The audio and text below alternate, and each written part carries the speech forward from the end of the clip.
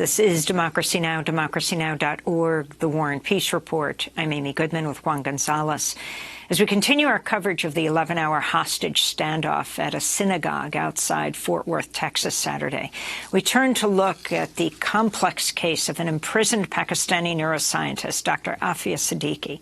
During the standoff, the armed gunman, Malik Faisal Akram, a British man, repeatedly called for Dr. Siddiqui's release. She's currently serving an 86-year sentence at Federal Medical Center Carswell Prison in Fort Worth, which is like 20 miles from the Beth Israel Synagogue in Colleyville, Texas. In Pakistan, she's considered a political prisoner. In the United States, some call her Lady Al-Qaeda. In 2010, the MIT Brandeis-trained Pakistani neuroscientist was convicted of attempted murder for allegedly shooting at U.S. soldiers and FBI agents while jailed in Afghanistan in 2008. In fact, none of the Americans were injured, but Dr. Siddiqui was shot and wounded while she was in their custody. Many questions remain unanswered about her time in U.S. custody.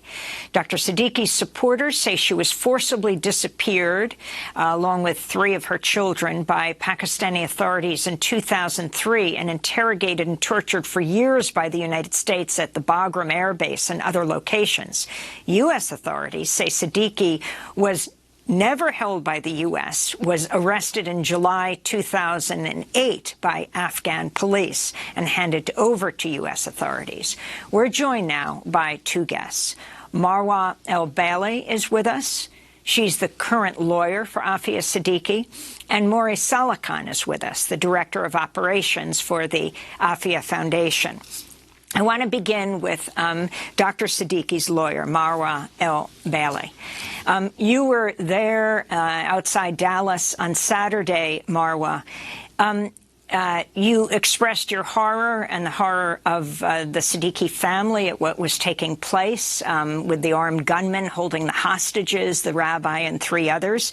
Can you start there and then just briefly tell us the story of Dr. Siddiqui, who the gunmen kept saying he wanted released? Yes, thank you, Amy. First of all, we are so thankful that the hostages were released safely and that the rabbi and his congregants weren't harmed. What happened there was despicable, and it is not acceptable to anyone. Dr. Aafia Siddiqui, during her sentencing, stated that she doesn't want any violence done in her name. And I haven't had the chance to speak with her about what happened. I don't think she might not even know about the events of Saturday, but we just wanted to make that very clear that she and her family have always said that they don't want any violence done in her name. Just to make the audience aware, there's a lot of misinformation out there about Dr. Aafia Siddiqui's case, and it has been made to display as if she has been charged and tried for terrorism, which has never happened. As you mentioned earlier, she was tried for allegedly being able to get a weapon from a U.S. soldier and shoot it at them multiple times. There was nobody injured other than herself. There was no physical evidence. So there was no gunshot residue on her person or clothing. There was no fingerprints on the weapon. There was no shell casings from the weapon she allegedly fired, no bullet holes, so no physical evidence. When she went to trial, it was based on the testimony and contradictory testimony of the individuals that were in the room. And her trial itself was extremely unusual in that there was a threat to the jury, which resulted in the dismissal of 2 jurors. The defense moved for a mistrial, which the judge denied. And then she was sentenced to 86 years. And again, I can't emphasize enough that she was never charged with terrorism. So this false moniker exists out there against her, in which they refer to her as Lady Al-Qaeda and other names, where she was never tried for any of that in a court of law here in the United States. The other thing that I think is very important to mention is she is well known in Pakistan and is referred to by no less than the former prime minister as the daughter of the nation. And that was Prime Minister Yusuf Gilani. And both the National Assembly and the Pakistani Senate have passed resolutions on her behalf. in which they stated, the National Assembly of Pakistan in 2008 stated that they're deeply concerned about her arrest and detention. And they're concerned about the lack of information about her underage children who were underage at that time. And then again in 2018, the Senate of Pakistan, resolution number 399, said that it appreciates the efforts made by the Parliament of Pakistan and its committees for the repatriation of the daughter of the nation.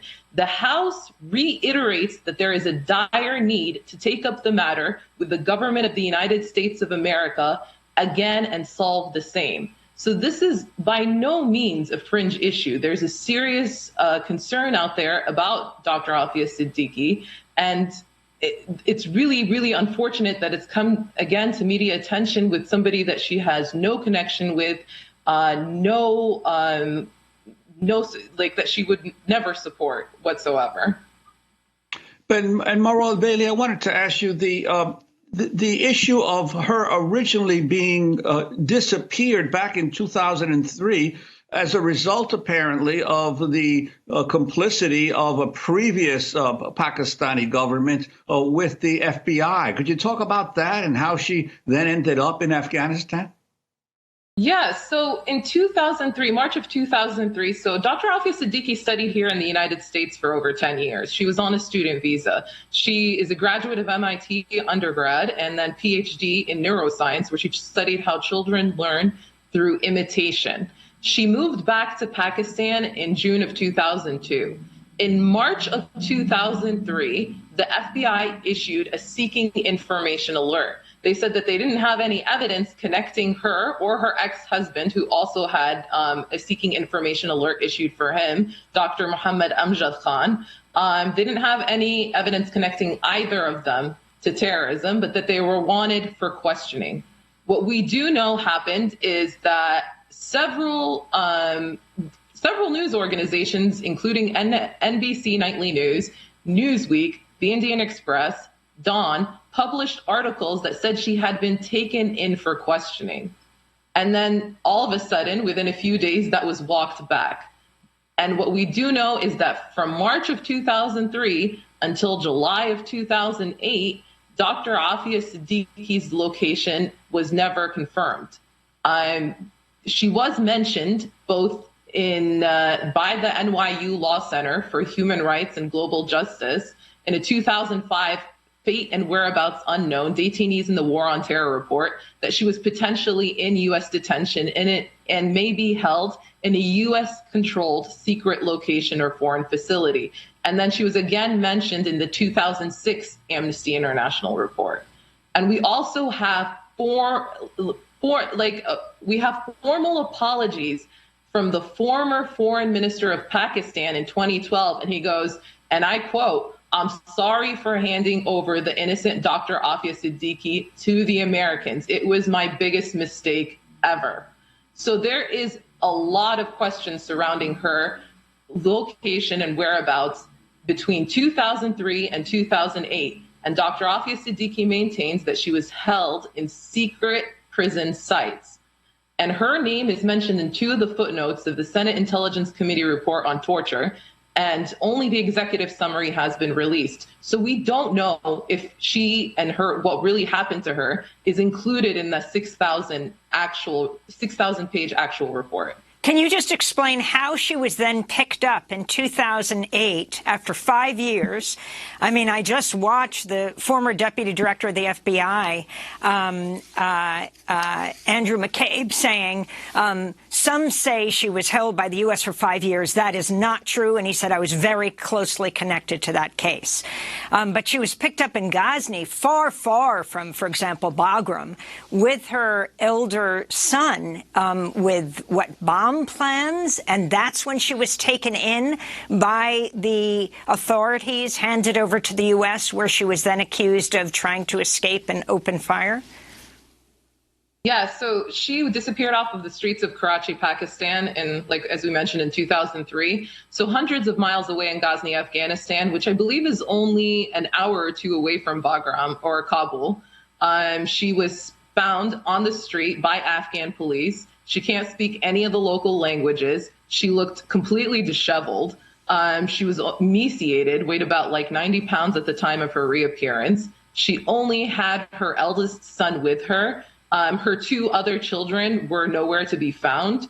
And so the Afghan police took her into custody. And then on July 17th, and then on July 18th, two FBI agents were flown in from Kabul by helicopter. And then local soldiers who were based in FOP Ghazni went in to question her. The official story is that they were brought into an Afghan police station. They went into a room that was separated by a yellow curtain, and that they did not know that she was behind this curtain, and that one of these soldiers, out of respect for Afghan culture, puts down his M4 rifle, which from what I've read, every military member would never keep a distance from their weapon, especially when they're on foreign soil in the middle of a war. He says that he puts it down, and somehow Dr. Afia manages to grab it, pick it up, turn off the safety, and fire shots. And then the interpreter grabs her, and then somehow they manage to shoot her multiple times in the stomach, the soldiers in the room.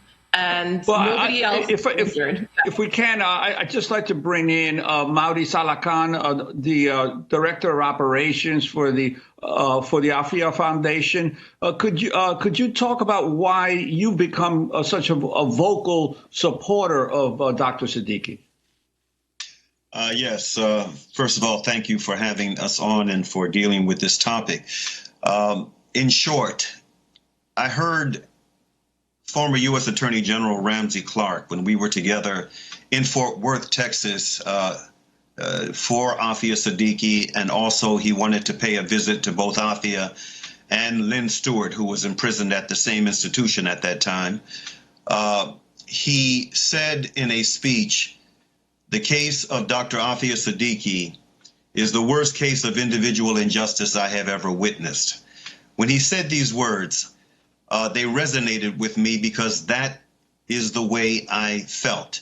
I've been a human rights advocate for about 3 decades, and of all the cases and issues I've ever dealt with, this case has been the heaviest on my heart. This is the worst of the worst, and so this is the reason why we connected to it in a year after she was brought back to the United States half dead, and we have been vigorously doing as much as we possibly can to secure her release and repatriation since then. Well, I want to thank you both for being with us. We're going to continue to cover these stories. Maudi Salah Khan, Director of Operations for the Afia Foundation, and Mara El-Bailey, current lawyer for Afia Siddiqui. Again, the lawyer and family condemned what took place at the Colleyville Synagogue. That does it for our show.